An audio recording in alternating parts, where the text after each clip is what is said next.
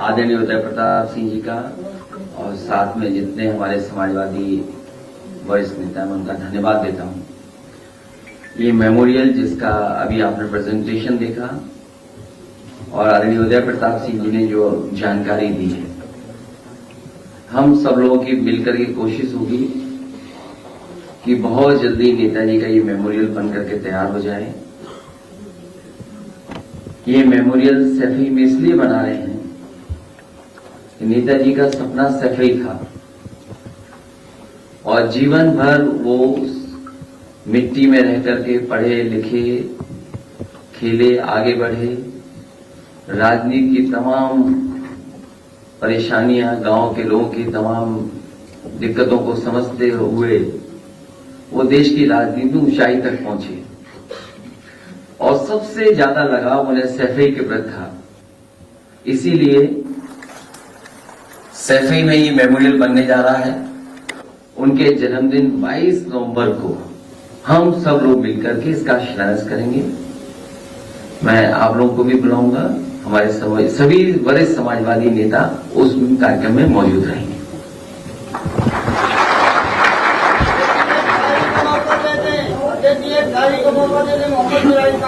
इसीलिए तो बुला नहीं रहे थे अंदर, बैठो। सर इसमें पुस्तकालय भी वो अगर आप प्रेजेंटेशन देखेंगे तो आपको, इसीलिए मैंने प्रेजेंटेशन की कॉपी मैं कहूंगा आशीष एक बार इन सबको व्हाट्सएप पे भेज दें। तो प्रेजेंटेशन है ही, उसमें सब चीजें हैं।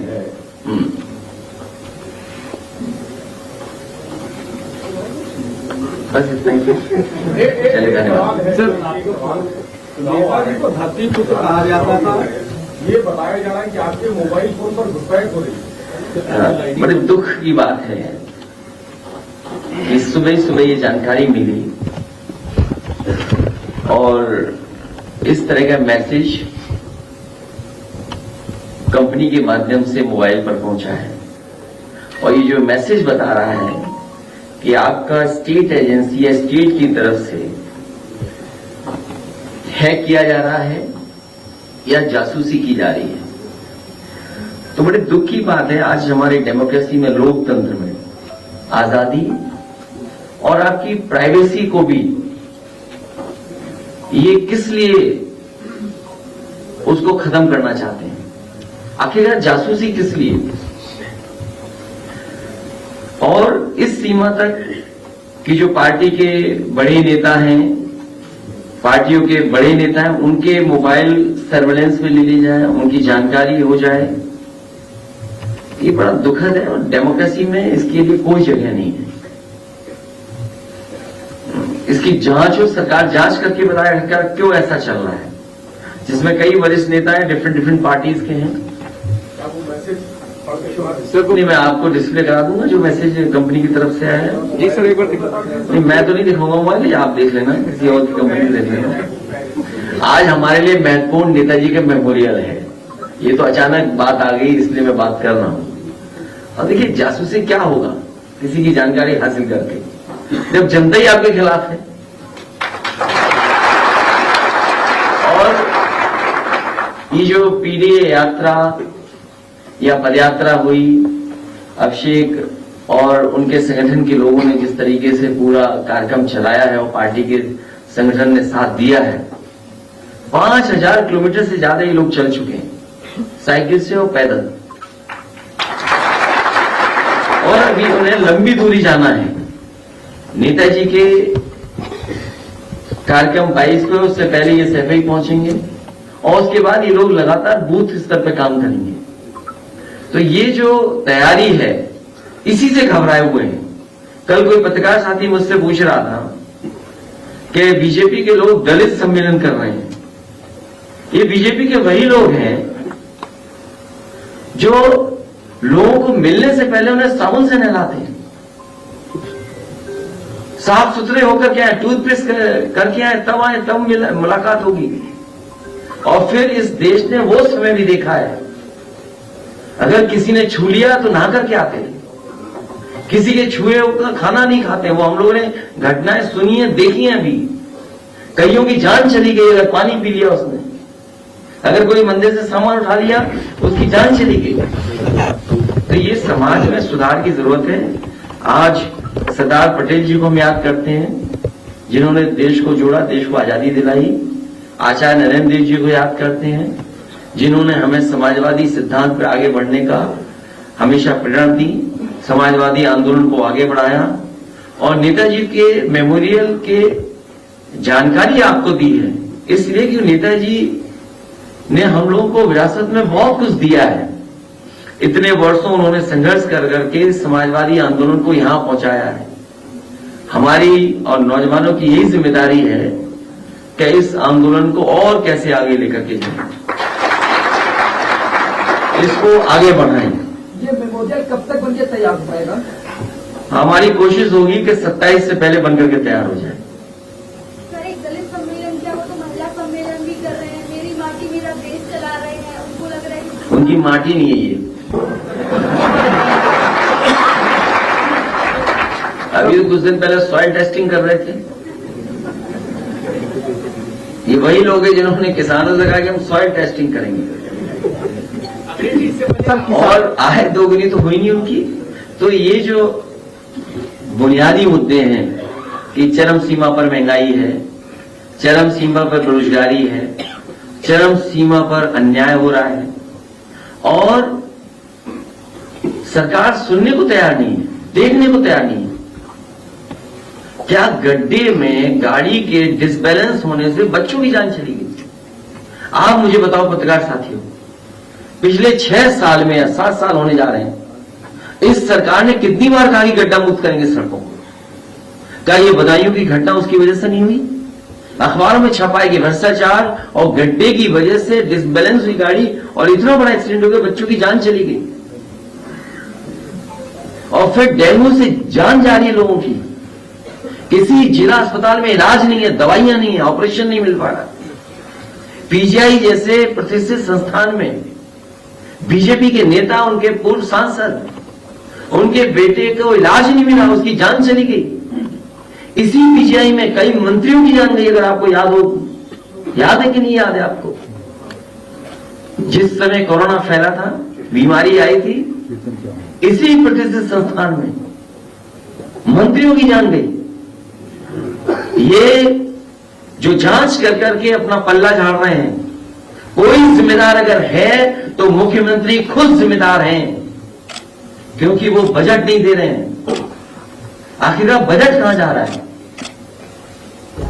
आप बजट नहीं दोगे अस्पतालों को, ऑब्सोलीट मशीनों पर आप डॉक्टर्स को काम करने दोगे, पर्याप्त डॉक्टरों का वेतन नहीं दोगे, आप एनवायरमेंट नहीं बनाओगे।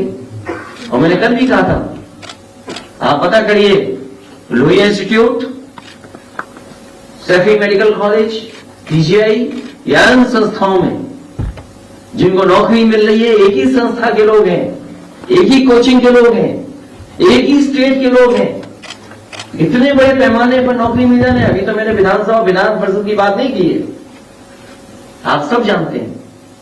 कल हमारे नौजवानों की साइकिल यात्रा टीवी पे कम दिखाई गई, हमें कोई शिकायत नहीं, क्योंकि सब सोशल मीडिया में सब चल रही है साइकिल, अभी भी 2 पहिए अभी भी घूम रहे हैं।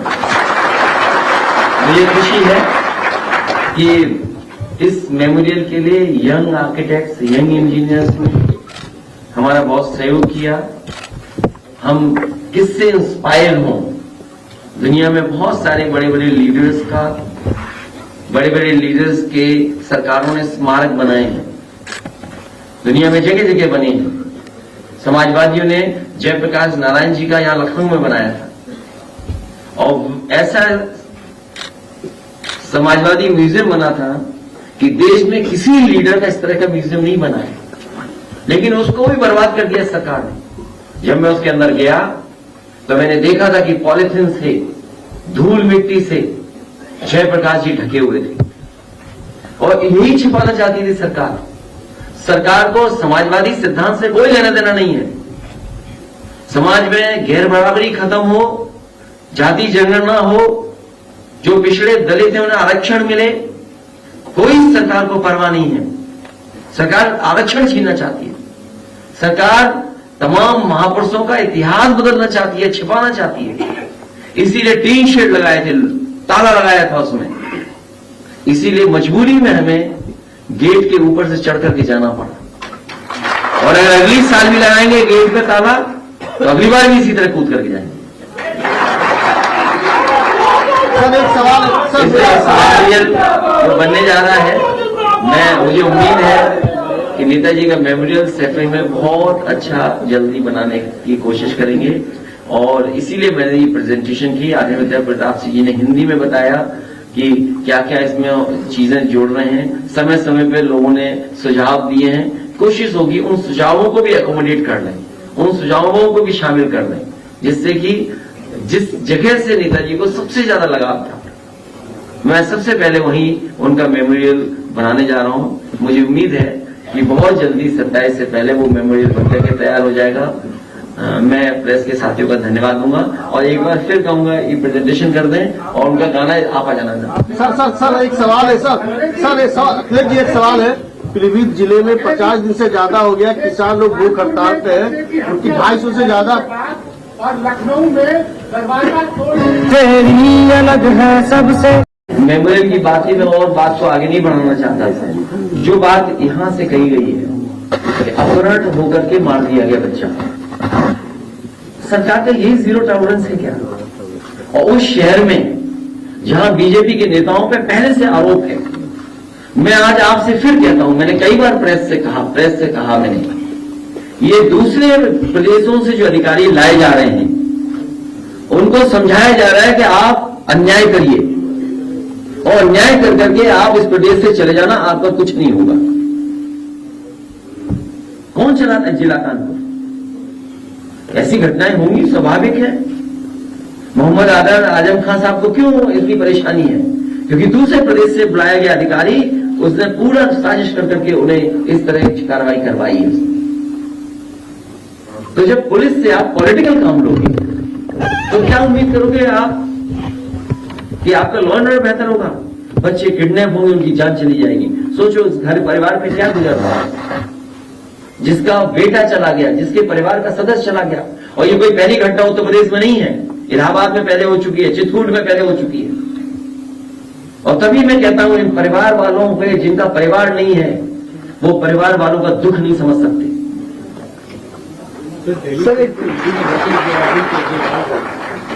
अभी हमें आपको सब क्यों बात बढ़ा रहे हो? ये नोटिस सबको मिलेगा। अरे भाई 140 करोड़ लोगों को क्या जेल भेज देगी सरकार? जब 140 करोड़ नाराज है, 100 करोड़ तो है नाराज।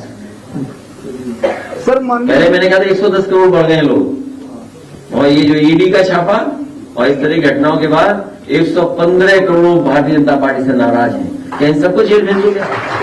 115 करोड़ लोग। सर अभी जिस तरह से ये सब फोन के पीछे जो सर्विलेंस मैंने मन में घोषित कर दी है, अब बताओ आप। सर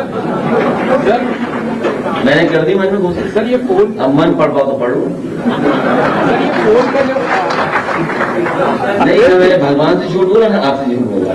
सर ये फोन पे जो जिस तरह से सर्विलेंस की बात सामने आ रही है, क्या लगता है कि मास सर्विलेंस का भी प्रोजेक्ट हो सकता है जैसे 2011-12 में अमेरिका में मेरा देखा सीधा गया? मानना है सर्विलेंस करना, लोगों के फोन हैक करना, हैकर्स को या एक्सपर्ट्स को जो टेक्नोलॉजी के समझते हैं उनको हायर करना, या दुनिया के दूसरे देशों से सहयोग लेना, ये वो लोग हैं जो लोकतंत्र को नहीं पसंद कर रहे हैं, भारत की आजादी को और इंटरनल सिक्योरिटी को ये ठेस पहुंचा रहे हैं।